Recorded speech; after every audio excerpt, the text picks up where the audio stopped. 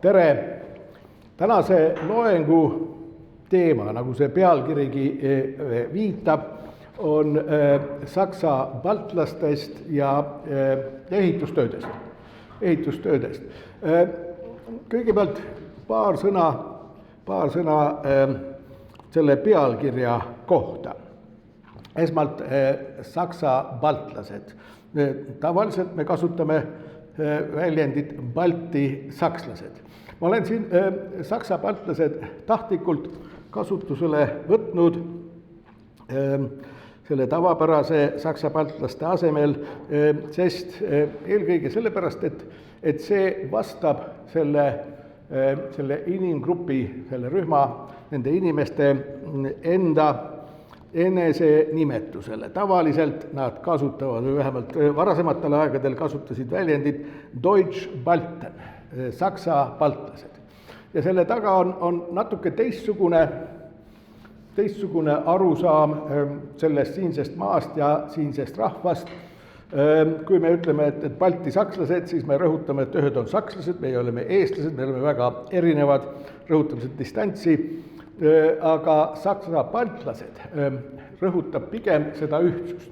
Selle arusaama kohaselt olid vähemalt vanasti olemas, olid baltlased olemas, osa neist olid saksakeelsed baltlased, osa oli eestikeelseid baltlasi ja osa oli lätikeelseid baltlasi ja muidugi väike grupp, üha kahanev grupp ka liivikeelseid baltlasi. See niisugune vahede tegemine, see on vähemalt 19. sajandi esimeses pooles ja ka hiljem, see on olnud Vene võimude huvides, kes on igatpidi soosinud seda vahe tegemist erinevate keelte vahel siin meie kandi maailmas. Teine mõiste, mis siin kohe ette tuleb, on rajamaa. Rajamaa ehk piirimaa, millegi piirjoonel asuv maa. Eesti on ida- ja lääne kristluse piiril asuv maa.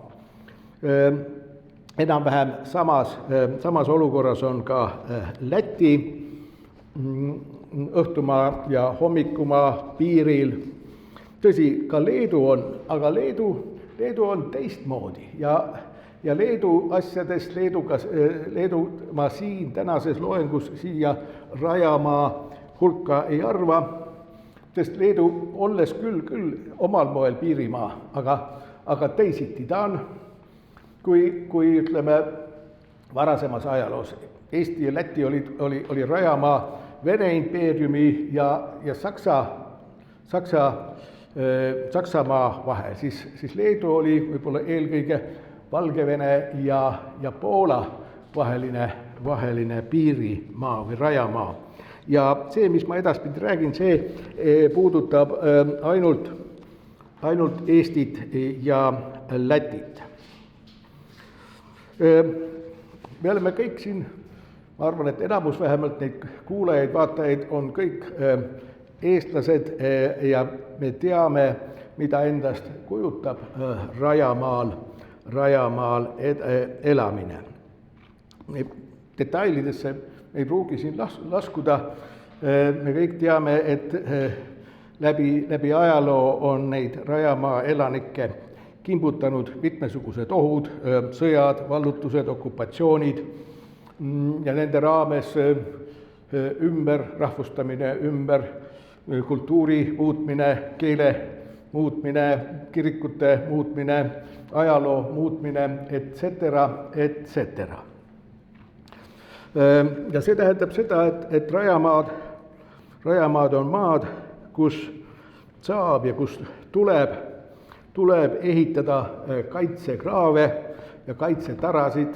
Kui me nüüd Eesti meediat vaatame, siis me teame, et praegugi käib see kaitsekraavide, kaitsetarade rajamine ja selleks on olemas päris tegelikud vajadused.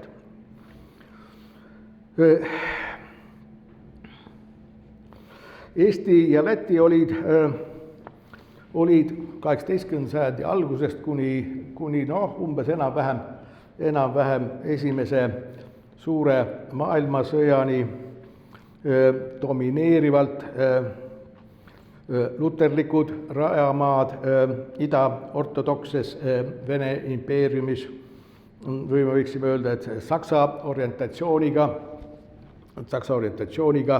rajamaad venekeelses impeeriumis. See Saksa orientatsioon oli mingil moel olemas kuni 1944. aasta sügiseni. Näiteks minu enda vanemad ja nende põlvkonnakaaslased, nende kõigi jaoks oli saksa keel oli ikkagi esimene võõrkeel. Enamuse jaoks vähemalt, kui need põlvkonnakaaslased ei õppinud just Prantsuse lütseumis või Inglise kolledžis, kui nad olid enamus gümnaasiumites, enamus koolides oli saksa keel iseenesestmõistetavalt esimene võõrkeel, mida õpetati. Kuigi sellest 18. sajandist kuni maailmasõjani oli, vähemalt esialgu oli nendel rajamaadel, Eestil, Lätil või vana terminoloogia järgi Eestimaal, Liivimaal, Puramaal oli niisugune eristaatus, siin kehtis Balti erikord, luterlus oli ametlikuks usundiks, saksa keel oli ametlikuks asjaajamise keeleks, siin olid olemas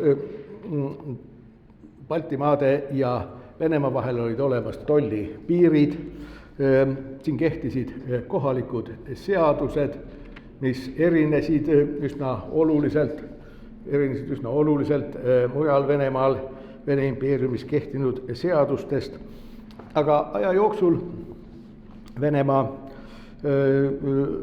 hakkas Vene riigi, Vene olude pealetung, ta tuli nagu samm-sammult esialgu aegamööda, siis üha rohkem ja rohkem ja eriti agressiivseks muutus see Vene olude pealetung ja Baltimaade eristaatuse kaotamine 19. sajandi teises pooles keiser Aleksander II valitsemisajal.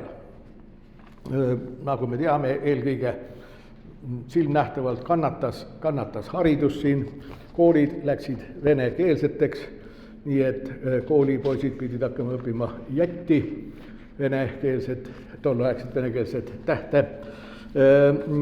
Tartu Ülikool muutus enamuses, välja arvatud usuteaduskond, aga ta muutus venekeelseks ülikooliks.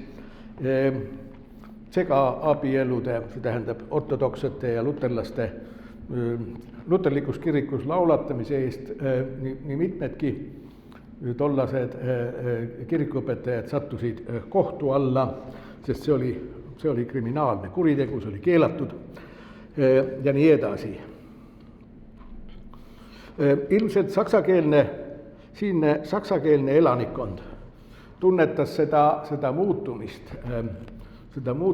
seda Vene maailma peale tungi tunduvalt drastilisemalt kui eesti või lätikeelne elanikkond. See oli ju ikkagi domineeriva saksakeelse kultuuri, saksakeelse religiooni järk-järguline väljatõrjumine. Ja see sundis kaitseseisundit võtma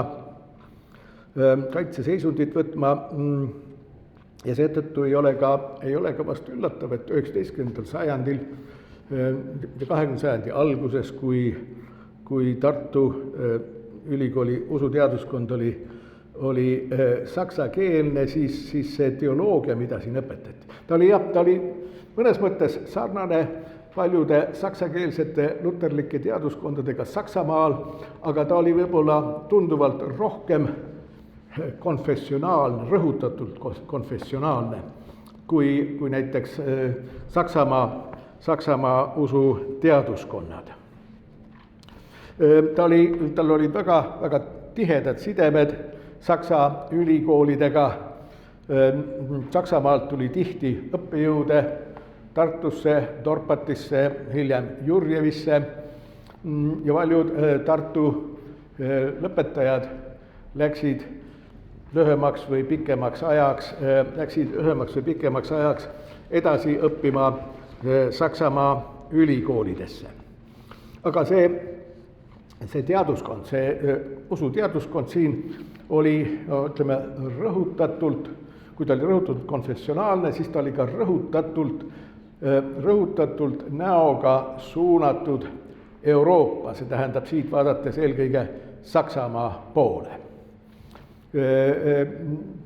See tähendas ka seda, et teaduskonna nii-öelda selg oli pööratud itta, sellest idast ei tahetud eriti palju midagi teada ja kui mõelda nendele, ütleme, suurkujudele, kes on Tartus õppinud või õpetanud või tavaliselt mõlemad teinud, õppinud ja õpetanud, siis ma siin toon kõige olulisemad nimed 19. sajandi teises pooles ja 20. sajandi alguses Tartu teoloogid, keda võiks pidada maailma tasemel teoloogideks, kes olid ja on siiamaani hästi tuntud saksakeelses teoloogia maailmas, aga ka kaugemale.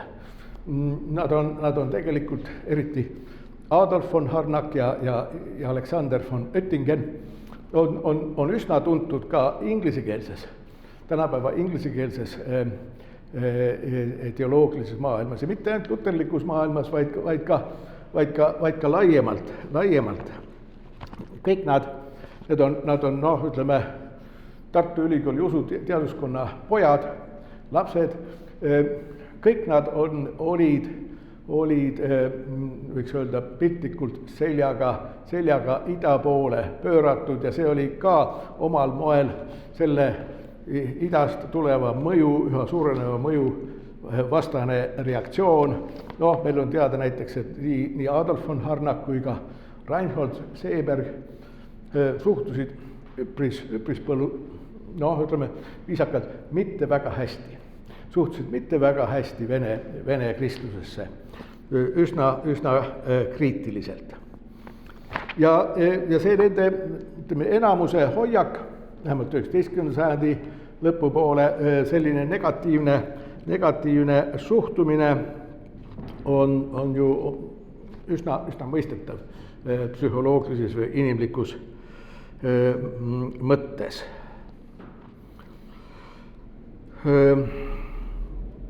Neil ei olnud mingit põhjust idapoolsesse maailma hästi suhtuda. Ometi toimus üks imelik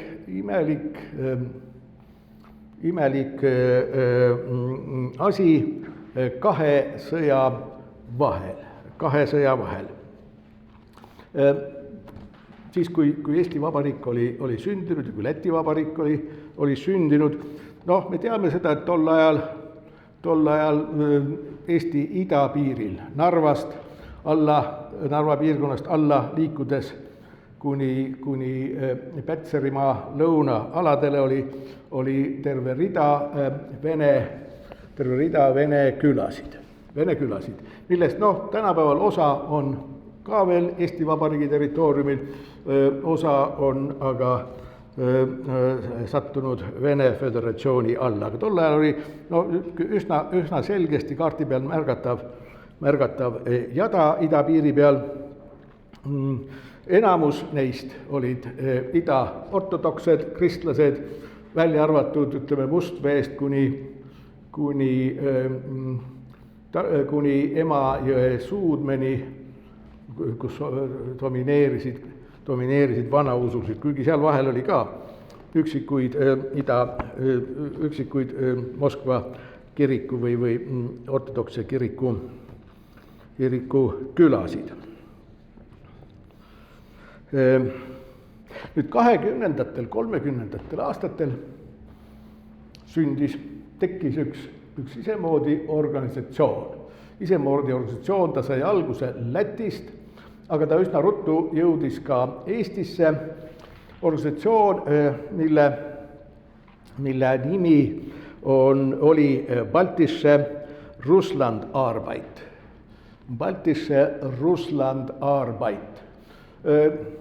Seda sõna-sõnalt on üsna tülikas tõlkida eesti keelde, võib-olla parem tõlge oleks näiteks baltlaste Vene aktsioon või Balti aktsioon Venemaal.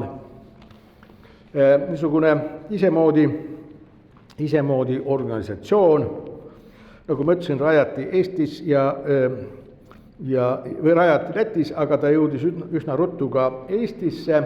Selle rajajaks oli üks Lätis tegutsenud kirikuõpetaja Oskar Schaabert. Ta oli nii nagu peaaegu 100% Vene impeeriumi luterlikest vaimulikest. Nii temagi oli lõpetanud Tartu usuteaduskonna, üldse tsaari ajal ju Tartu usuteaduskond oli, kui Soome alad välja arvata, siis ta oli ainus luterlik teaduskond terves Vene impeeriumis ja praktiliselt kõik luterlikud kirikuõpetajad Saaremaalt kuni Vladivostokini pidid olema, said olla ainult Tartu vilistlased. Nii et Tartus oli omal ajal usuteaduskonnal üsna suur mõju terves Vene impeeriumis, nii palju kui seal luterlasi oli.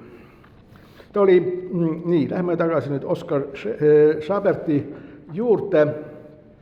Ta oli Riias kirikuõpetaja.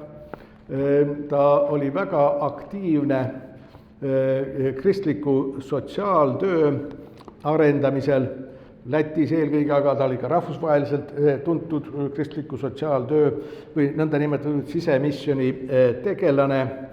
Aga veel ta oli väga teravalt, väga tõsiselt teadlik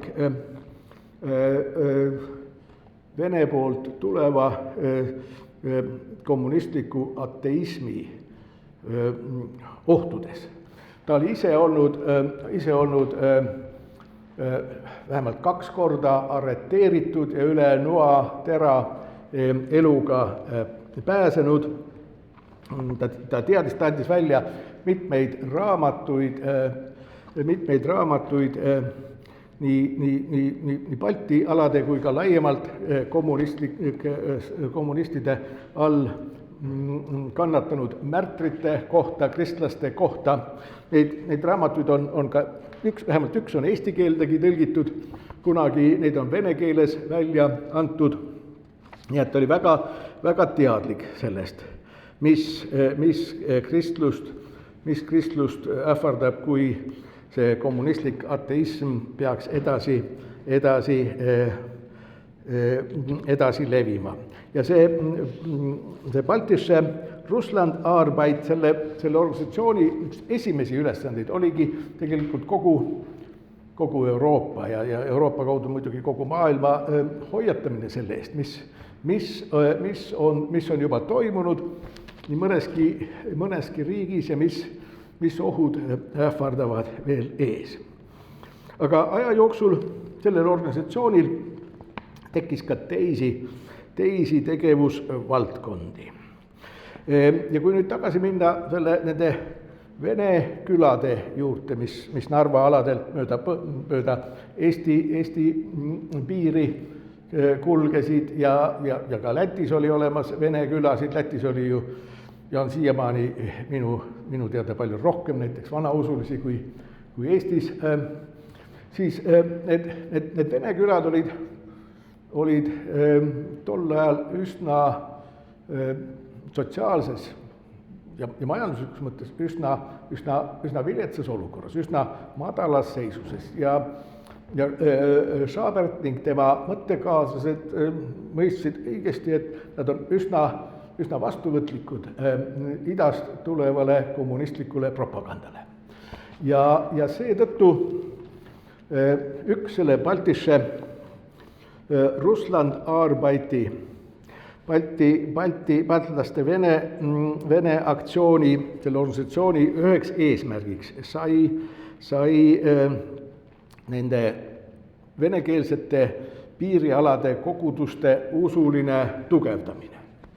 See organisatsioon saatis oma töötegijaid sinna vene küladesse. Esialgu loomulikult külarahvas ja sealtkandi vene preestrid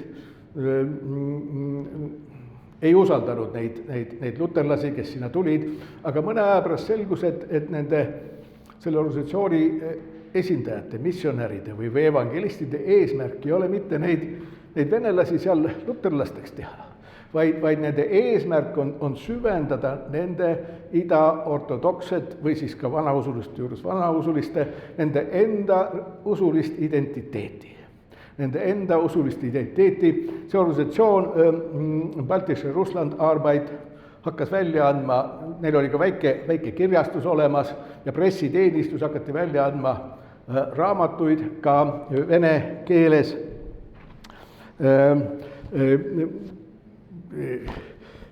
Nendel organisatsioonil tekkisid üsna head ja inimlikud kontaktid nende külade vene preestritega, kes üsna ruttu said aru, et tegelikult nad ei kujuta ohtu nende identiteedile. Mustveesse näiteks rajati lasteaed ja kool vene ortodokside jaoks ja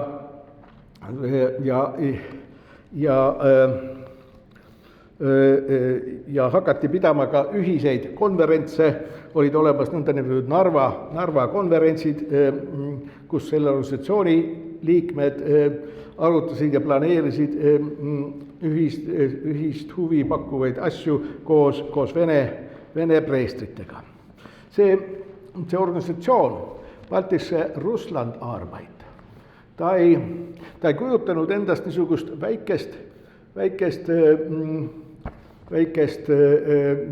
entusiastide gruppi, kes kuskil nii-öelda nurgataguse organisatsioonina oleks midagi pusinud, vaid ta levis üsna laialt.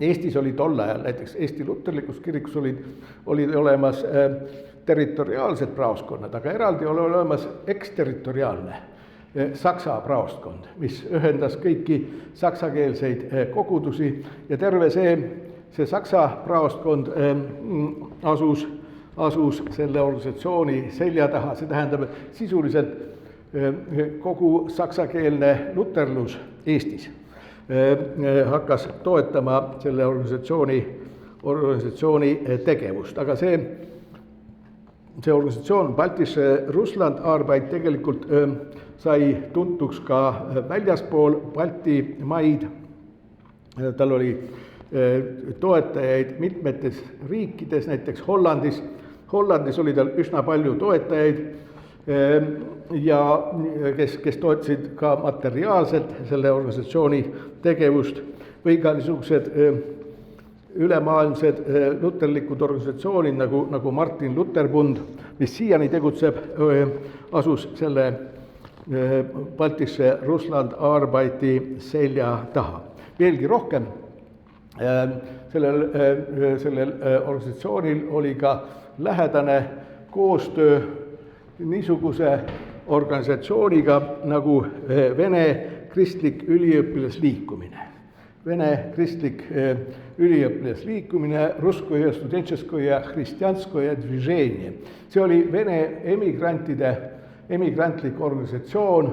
Tegelikult ta tekkis juba enne esimest maailmasõda ja ta on mingil moel eksisteeris ka pärast teist maailmasõda, aga tema hiilgeaeg oli kahe sõja vaheline aeg, kus nad andsid välja üsna populaarset ja mõjukat perioodilist väljaannet, mille peatoimetus oli vahepeal siinsamas Tartus.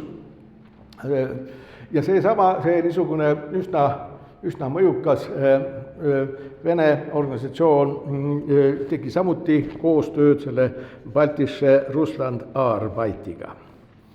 Nii et ta oli kuni 39. aastani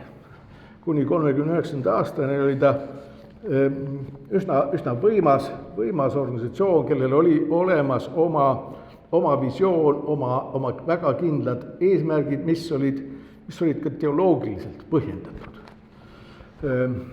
Nii et võiks öelda, et selle juurde me tuleme hiljem tagasi, aga see oli vägagi sügav teoloogia, mida nad koos, nii ortodoksid, venekeelsed ortodoksid kui ka saksakeelsed luterlased siin rajamaadel arendasid. Nüüd see saksa baltlaste tegevus, see niisugune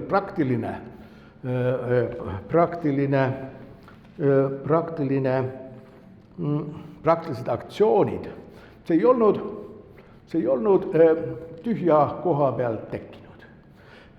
Niisugune nii-öelda õhinapõhine tegevus, et hakkame tegema, vaat kui vahva. Tegelikult selle juured ulatuvad palju kaugemale. Ma siin eespool mainisin, et 19. sajandil Tartu usuteaduskond oli niisugune vägagi konfessionaalne ja saksa orientatsiooniga. See niisugune väited iseloomustavad suuremat osa sellest teaduskonnast, aga 19. sajandi lõpus, 20. alguses hakkasid seal vähemalt osaliselt uued tuuled puhuma. See tähendab, et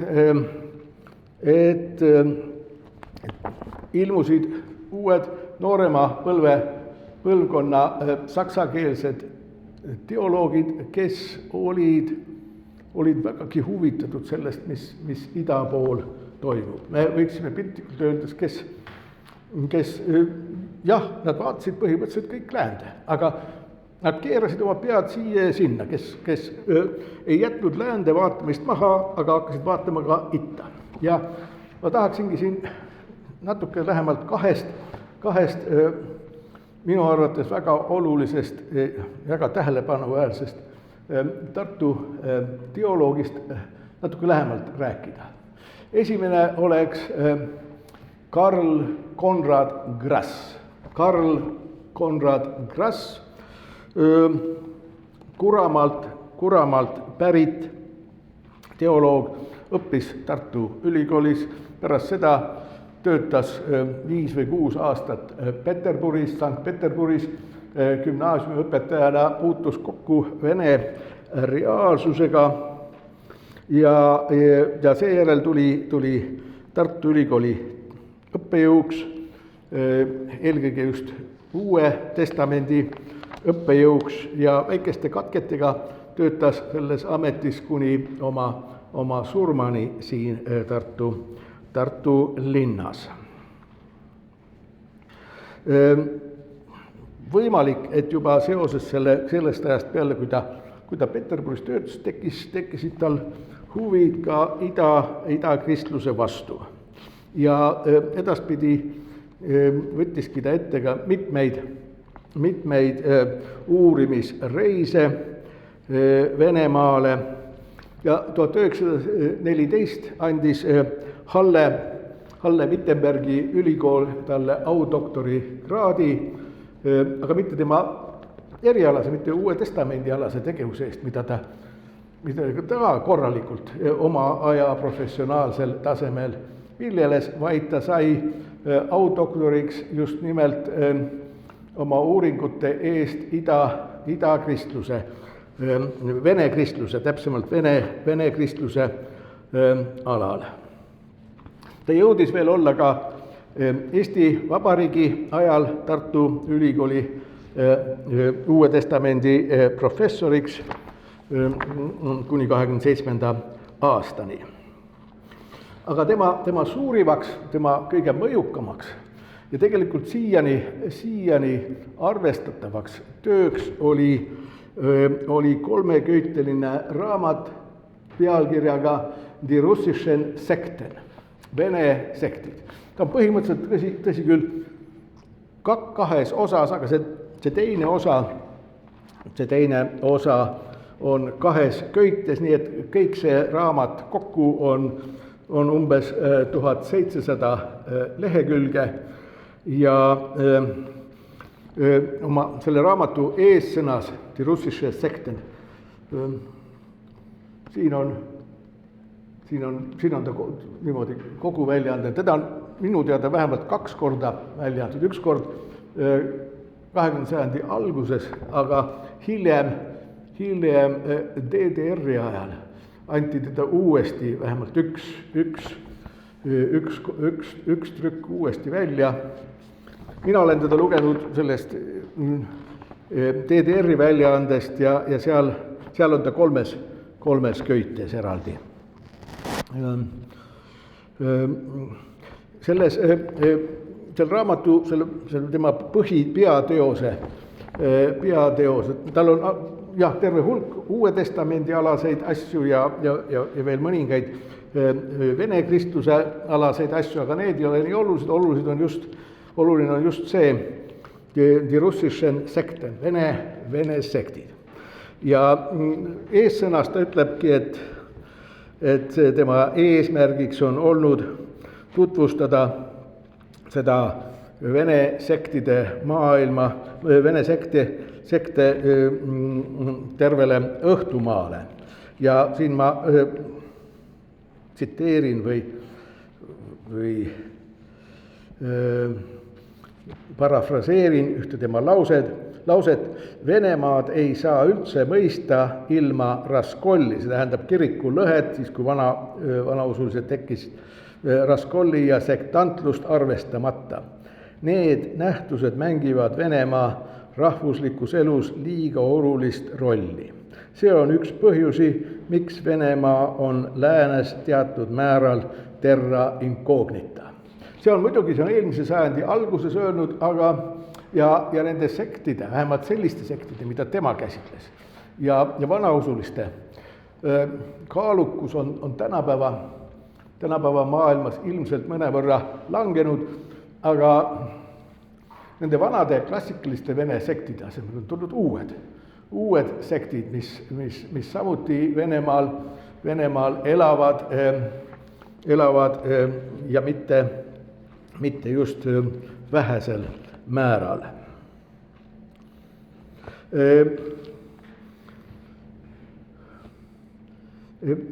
See raamat, see Die russische Sekten, see tema peateos, jäi tegelikult Grassil pooleli. Selles esimesed 1700 lehekülge käsitlevad tegelikult ainult 2 sekti.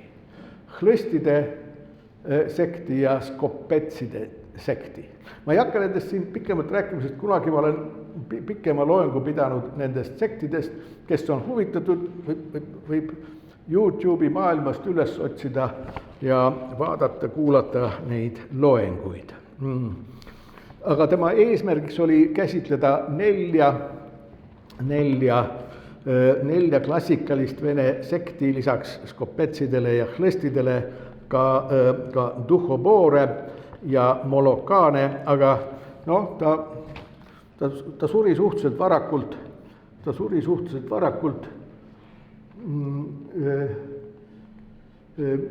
57-aastasena, nii et tal jäid 2 sekti käsitlemata. Tema töömeetod oli tegelikult niisugune, ta oli, nagu ma ütlesin, ta oli uustestamentlane, tundis suurepäraselt tolleaegset Uue Testamendi käsitlemise meetodeid.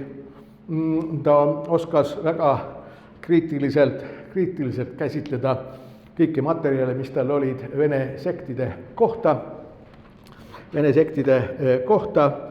aga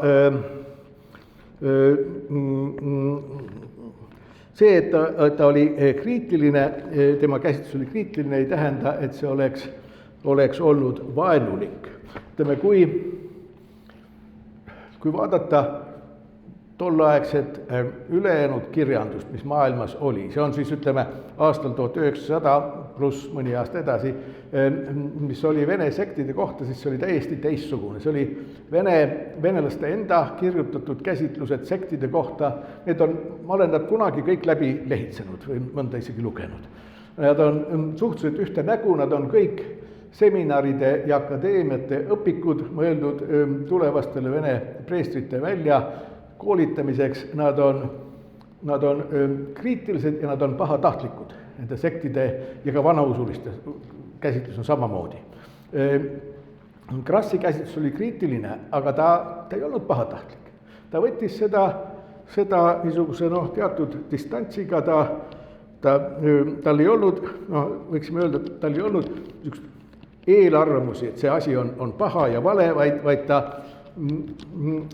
ta püüdis teoloogiliselt mõista neid liikumisi ja isegi mõnes mõttes võiks öelda, et tal oli omamoodi sümpaatia selles osas. Tema meetod oli omal moel empiiriline, see tähendab, tal oli olemas oma üle terve Venemaa korrespondentide võrk. Loomulikult need korrespondentid olid peaaegu kõik olid sakslased, kes elasid erinevates Venemaa asustatud punktides ja kes saatsid talle kohalikke teateid vene sektide kohta. Ma olen kunagi ammu Krassi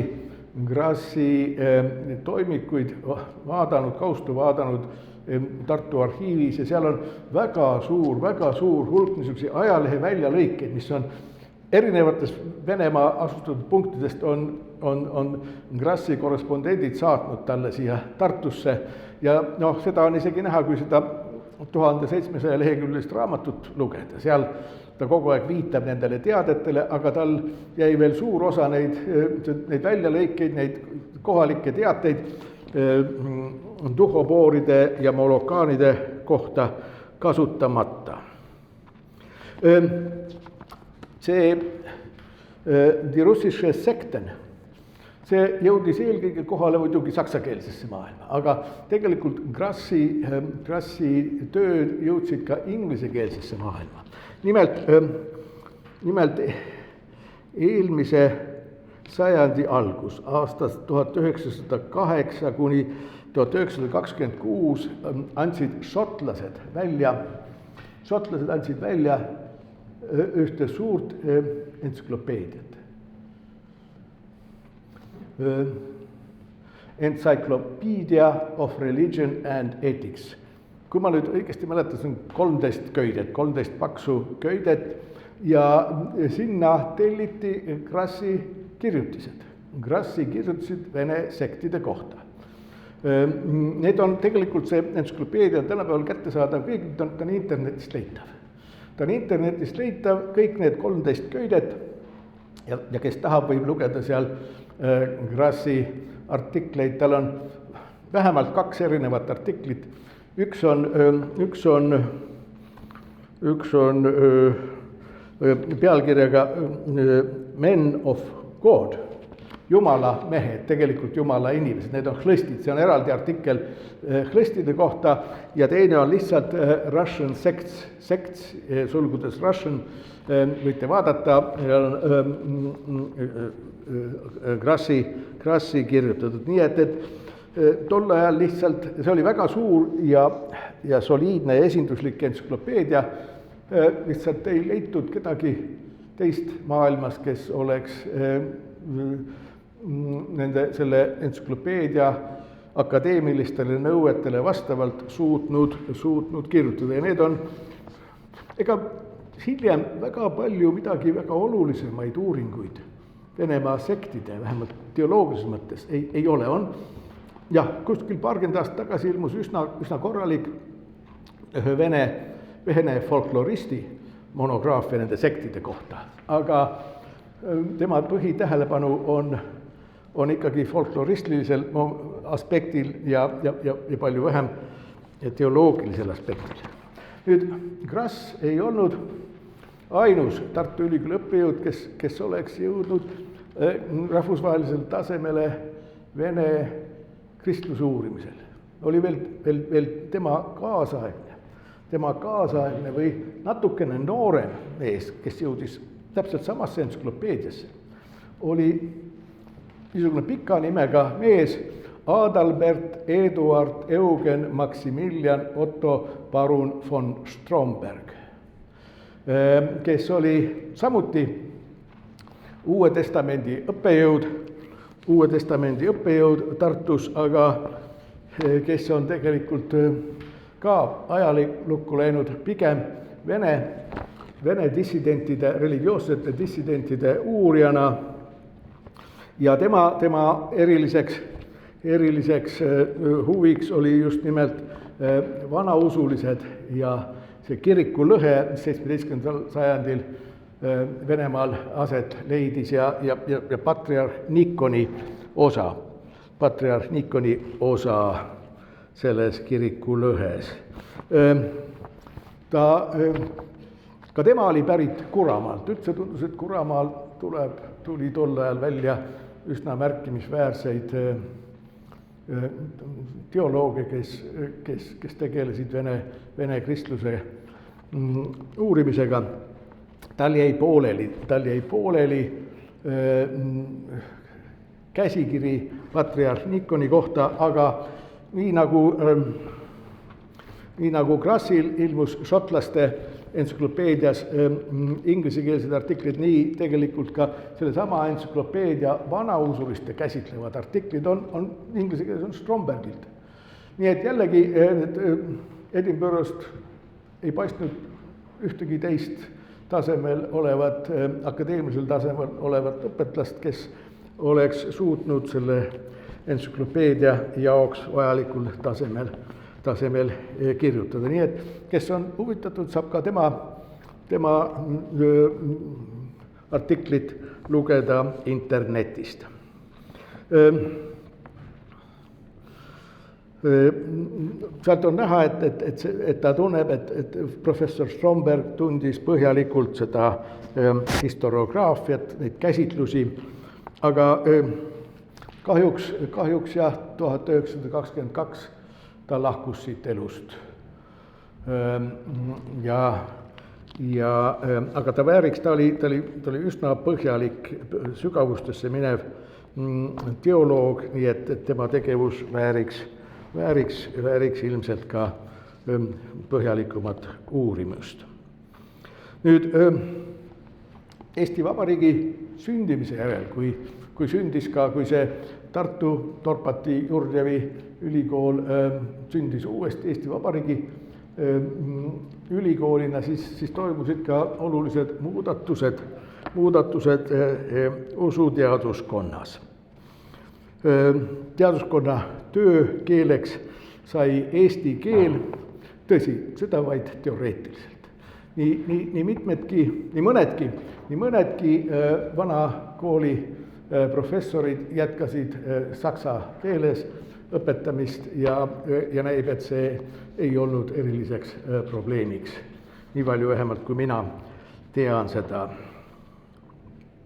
Aga see ei olnud võib-olla väga suur probleem, aga üsna mitmed siitkandi vanema põlve teoloogid, kes olid enne sõda õppinud või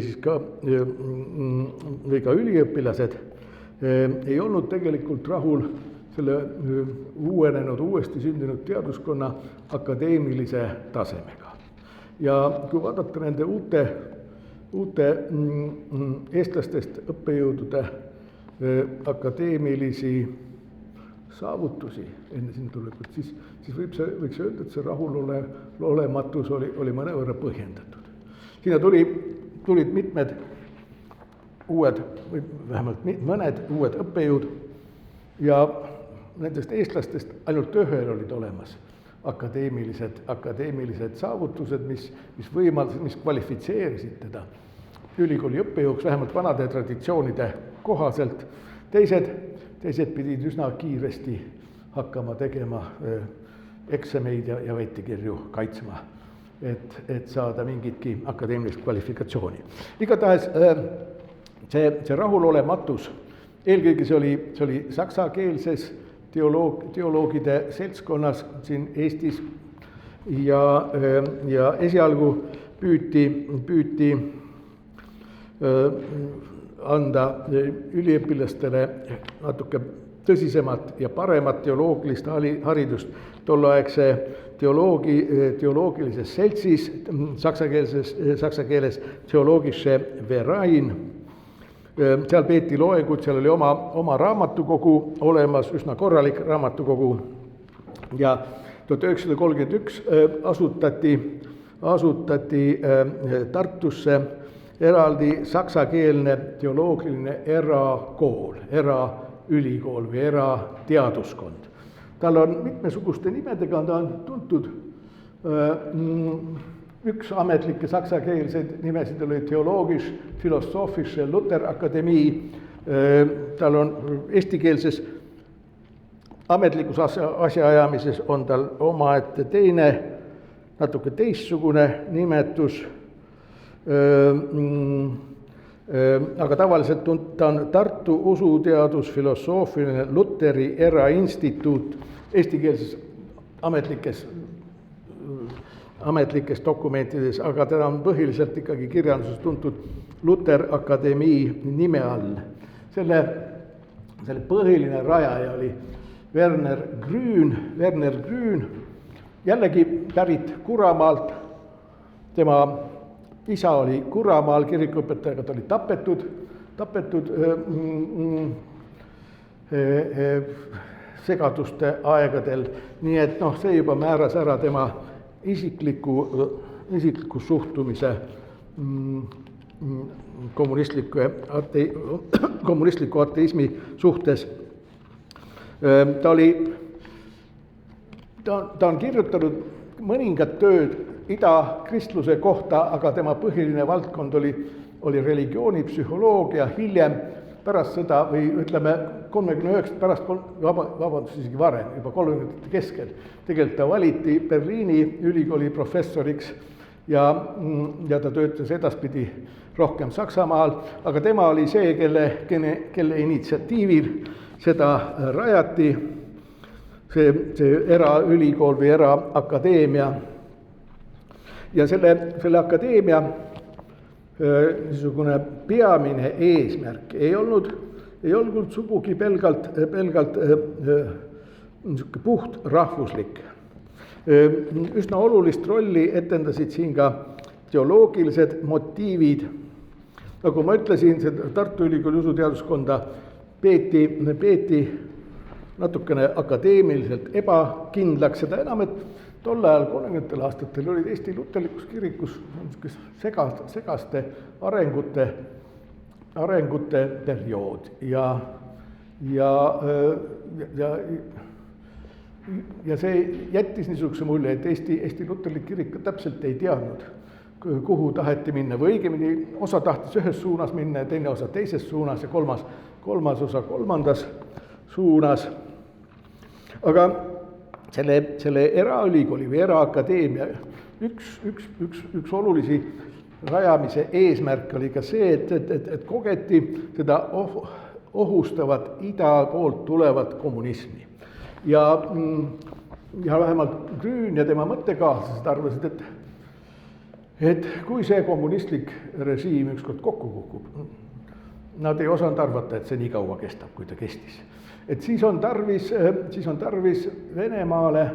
Venemaal on tarvis uusi vaimulikke ja üks akadeemia rajamise motiivi oligi, et nende uute vaimulike kasvatamine heal Saksa ülikooli tasemel.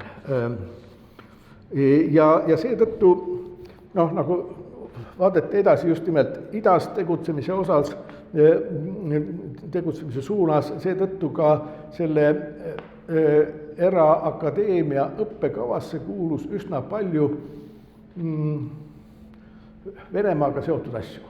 Nii Venemaa kristluse ja teoloogia osas kui ka näiteks vene filoloogia oli seal üsna hästi esindatud. Osa õppejõude olid siit koha pealt, Eestist või ka Lätist pärit, aga seal käis üsna palju Saksamaalt külalisõppejõude. Need olid tavaliselt niisugused nooremad õppejõud, kes Saksamaalt tulid ja nende hulgas on terve hulk niisuguseid tegelasi, kes hiljem, kui nad said vanadeks õppejõududeks, siis nad said niisuguse vähemalt üle saksamaalise või veelgi laiema tuntuse. Mõned neist olid ka Eestiga või Baltimaadega seotud. Näiteks, ma ei tea, kas niisugune nimi teile midagi ütleb, nagu Georg von Rauch. Georg von Rauch, tal on eesti keelde on tõlgitud tema raamat Balti riikide ajalugu, see ilmus kas 90 või umbes 20 aastat tagasi. See on tegelikult balti-saksa ajaloolane. Omal ajal, ta on ammu surnud juba. Ta oli 30-ndatel juba noor õppejõud ja ta käis siin Tartus õpetamas ja Saksamaal õpetas. Aga ta oli oma eluajal oli üsna tuntud ajaloolane. See oli terve hulk teisi põnevaid akadeemilisi tegelasi, kes Saksamaalt käisid või kes siit koha pealt ka õpetasid. Kahjuks see huvitav, aga siiani vähe tuntud Tartu eraõppeasutus, eraakadeemiline, eraülikool. Selle kohta teatakse, selle kohta on üsna vähe kirjutatud. Ja ta lõpetas oma tegevuse ära 39. aastal, siis kui toimus see nähtus, mis on tuntud vähemalt teaduskirjanduses Umsiedlungi nime all, ümberasumise nime all.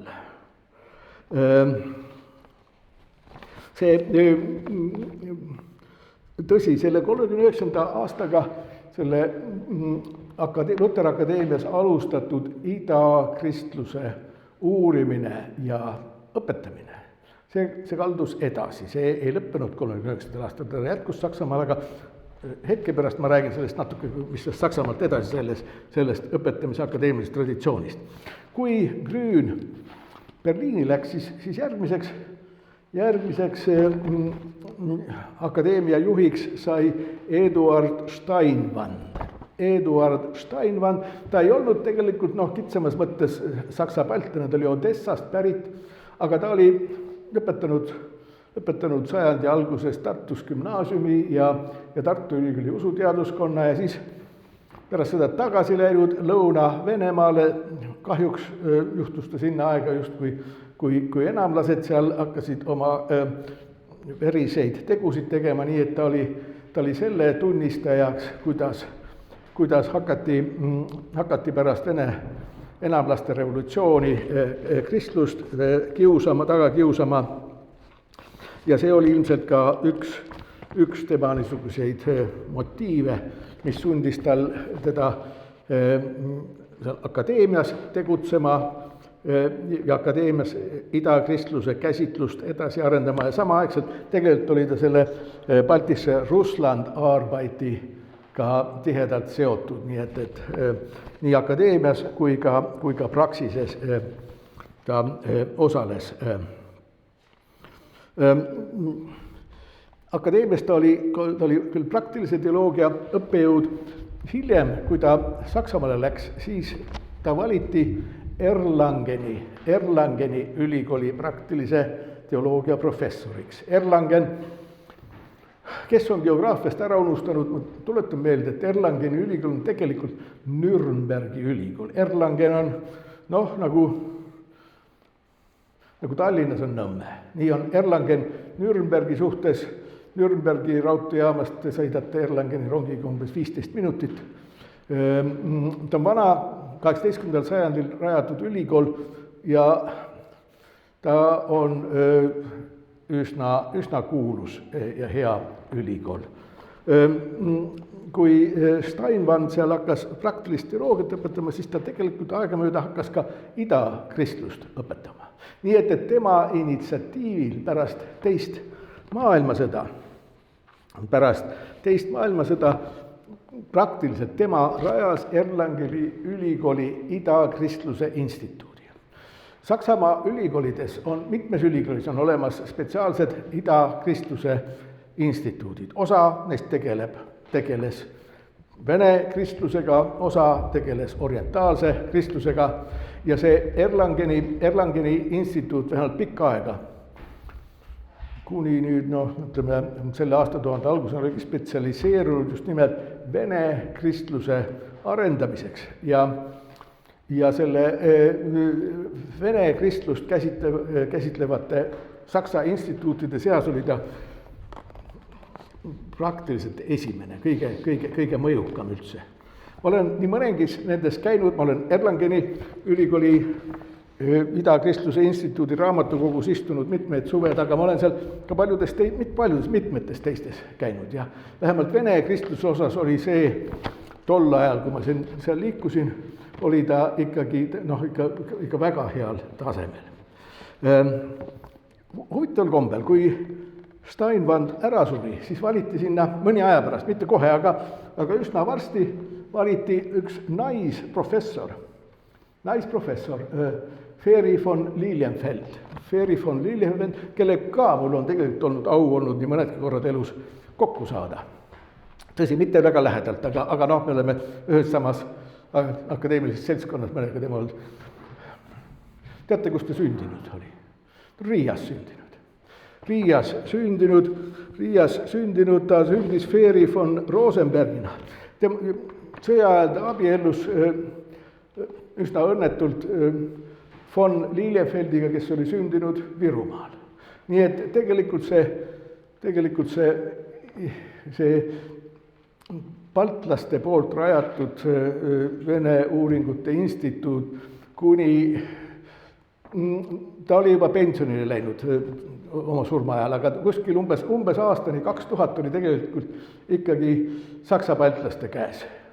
Saksa baltlaste käes ja Saksa baltlaste käes ta tegelikult õitses. Ta oli tõepoolest väga edukas instituut. Niimoodi. Nüüd enne lõppu tahaksin veel ühest isemoodi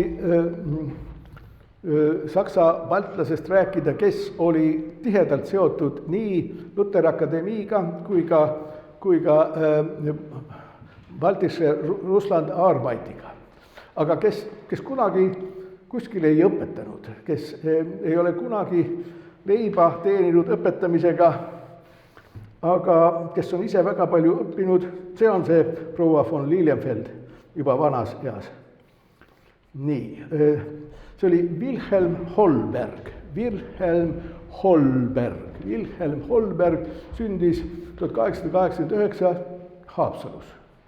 Haapsalus ta õppis tsaari ajal, ta õppis Peterburis ajalugu, Moskvas õppis ta juurat, Tartus õppis ta teoloogiat, Moskvas töötas juristina, pärast Eesti Vabariigi ajal töötas ta eraettevõtlus, tal oli oma eraettevõtlus olemas, aga vabal ajal tegeles ta teoloogiaga. Ta oli, kuna ta oli Venemaal õppinud, ta oli täiesti perfektne vene keeles suhtleja, näib, et ta oli üldse väga hea suhtleja, sest tal tekkisid erakordselt head kontaktid Peipsi ääre vanausulistega. Ta oli neil nii-öelda oma mees üldse, seal oli, ma ei tea, kuidas tänapäeval on see, aga läbi aegade on olnud nendel vene vanausulistel tihti suhteliselt head kontaktid luterlastega, aga mitte Moskva kiriku venelastega. Neid on võõrastatud. Kuidas tänapäeval on, ma ei oska päris täpselt öelda või kui teaksin, siis ei tahaks vist öelda. Niimoodi, aga nagu ma ütlesin, Wilhelm Holbergil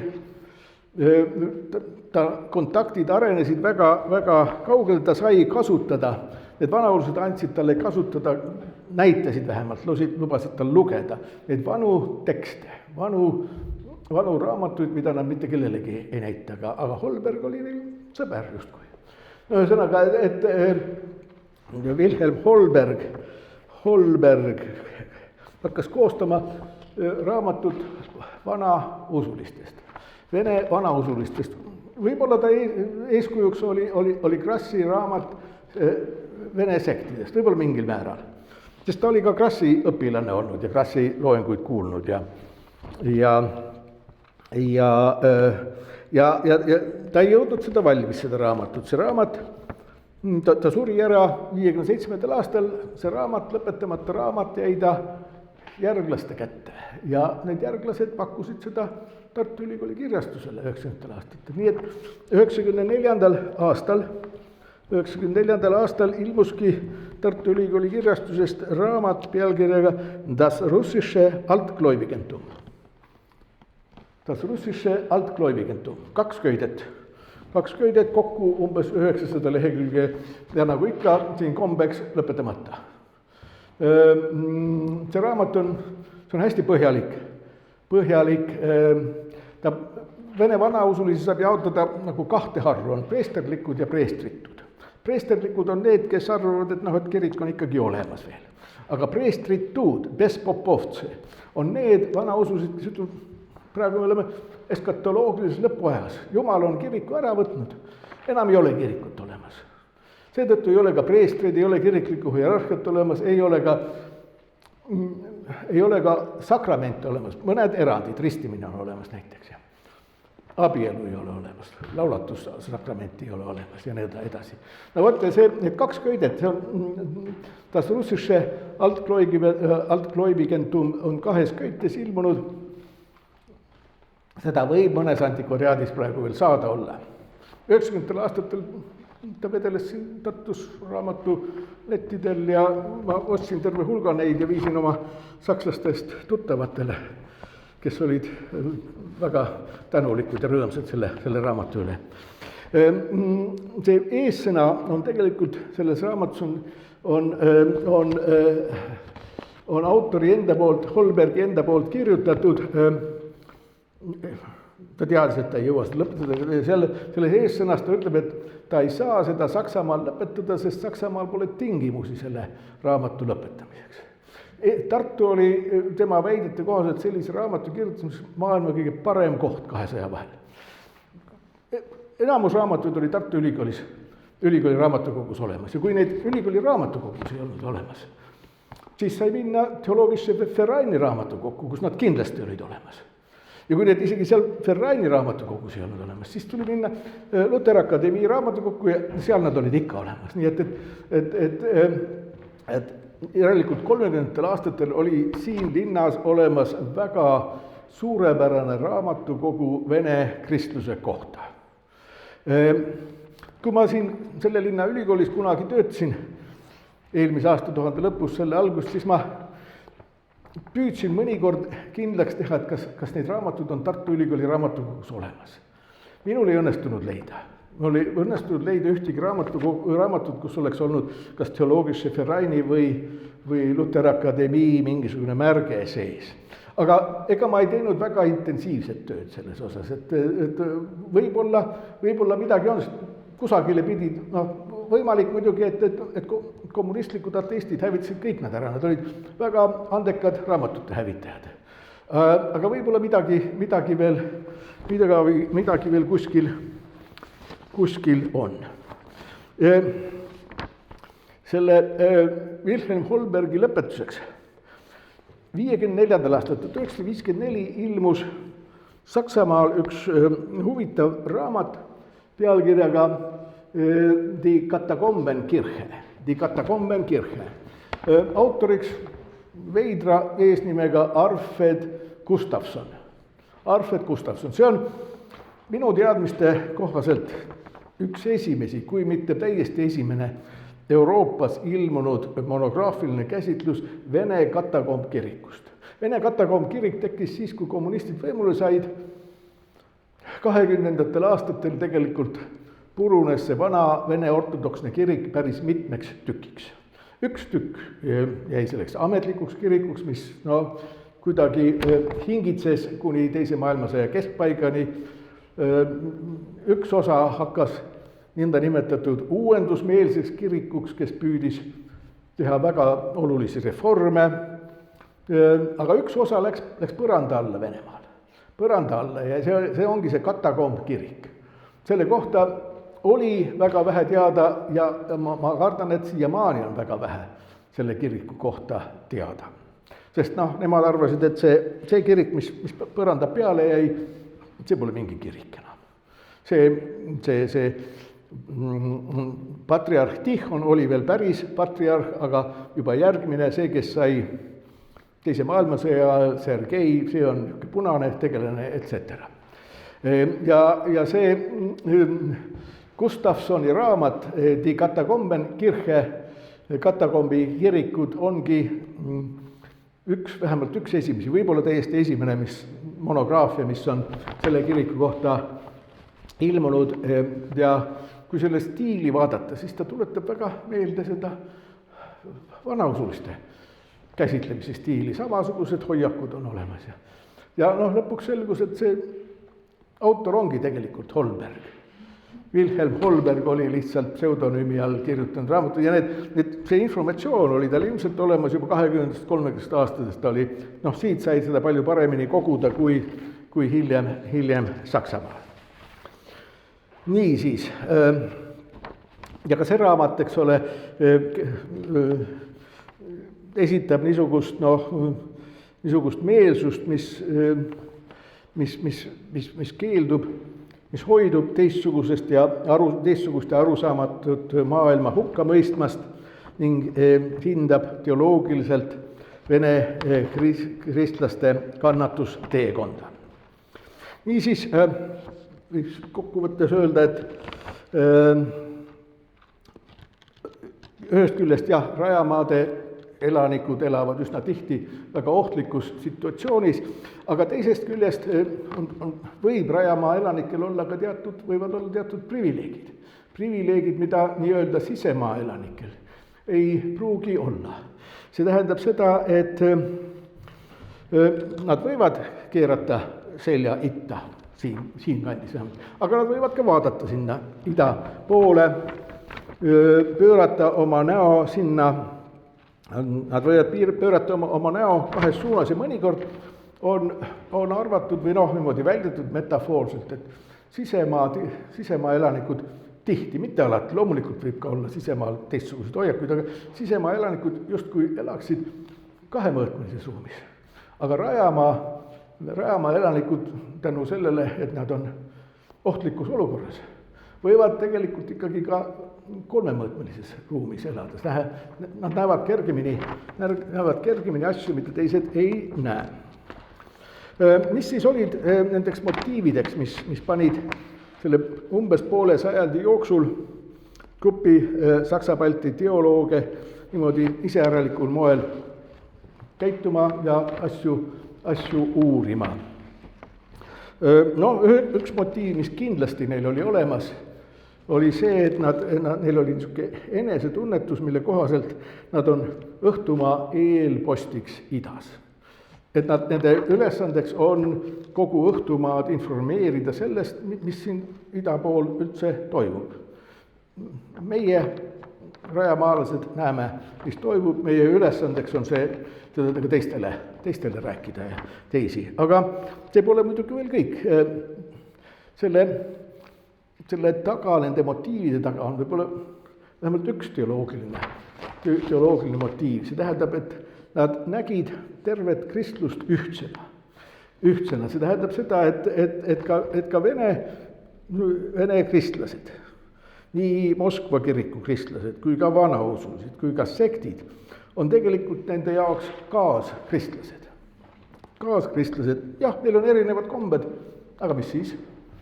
Need ongi huvitavad, eks ole, aga nad on samamoodi kristlased, nagu meiegi oleme kristlased. Ja selle taga võib-olla on veel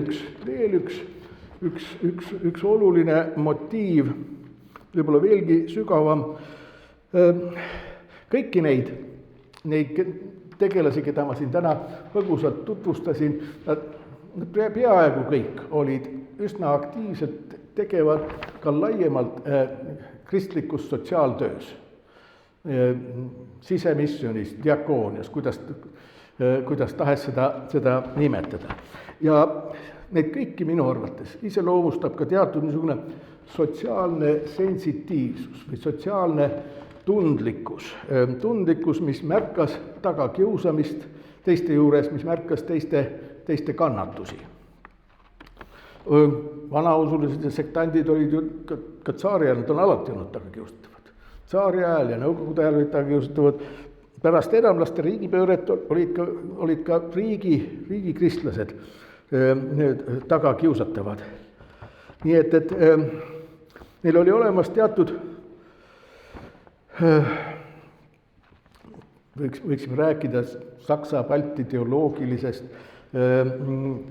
kaastundest tagakiusatute vastu. Kaastunne, mis vähemalt minu arvates on iga tõsiseltvõetava usundi üheks baaselemendiks, nii et see oli neil kindlasti vähemalt nendel olemas.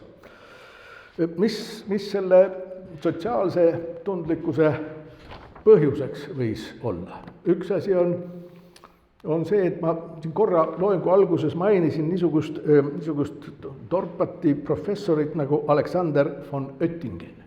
Alexander von Oettingen, keda tegelikult peetakse üheks kristliku sotsiaaleetika rajajaks üldse maailmas siiamaani. Ja kõik need, Feri von Lillefeld, kes õppis Saksamaal, välja arvatud, tema oli liiga noor, et seal olla, aga teised kõik olid kas von Oettingeni või siis tema õpilasteks, nii et see sotsiaaleetiline eetos mingil moel jõudis kõigi nende juurde. Või oli selleks põhjuseks see, et tolleaegne üldse Balti-Saksa kogukond oli üsna kõrgelt arenenud sotsiaaleetilise hoiakuga. Ma olen kunagi üsna palju kokku puutunud mitut sorti saksa baltlastega või saksa baltlaste järeltulijatega ja need minu tuttavad enamus neist ei ole teoloogid olnud, mõned on olnud, aga need kõiki on iseloomustanud teatud niisugune sotsiaalne sensitiivsus. Nii et kui see on õige, siis keskmine eestlaste ettekujutus, mis kujutab ette kurja mõisahärrat, kes 700 aastat järjest on tallis talupoegi peksnud, see tegelikult pärineb Eduard Vilde ja romaanidest. Eduard Vilde, kelle parteikaaslane oli keegi Vladimir Uljanov, kes olid ühes ja samas parteis niimoodi. Või seal võis veel üks põhjus olla. Peaaegu kõik nad olid kas ise kogenud seda ateistlikku tagakiusamist või seda väga lähedalt näinud. Ja see isiklike kogemuste osa, see võis samuti inspireerida neid selles suunas. Lõpetuseks ma pean tunnistama, et tolleaegsed Eesti rahvusest teoloogid ei tundnud tol ajal huvi ida pool oleva vene kristluse vastu. Oli üksikuid, kes tegelesid orientaalse kristlusega, aga eestlaste hulgas sellist huvi, ei akadeemilist ega praktilist huvi mina ei ole märganud. Ja nüüd päris lõpetuseks. Meil oli juttu siin professor Strombergist. Tal on haud vana Jaani kalmistul siin Tartus. Tema haua märk on hävinud, kaotsi läinud. Ja nüüd on olemas üks grupp entusiaste, kes on asunud korjandust tegema, et seda haua märki taastada. Nii et kui teile see loeng huvi pakkus, siis mõelge selle üle, kas te tahate või te saate toetada seda hauamärgi taastamist. Kui see loeng ei meeldinud, siis ärge mõelge selle üle. Nii et see oleks minu poolt tänaseks kõik, et järgmiste kohtumisteni.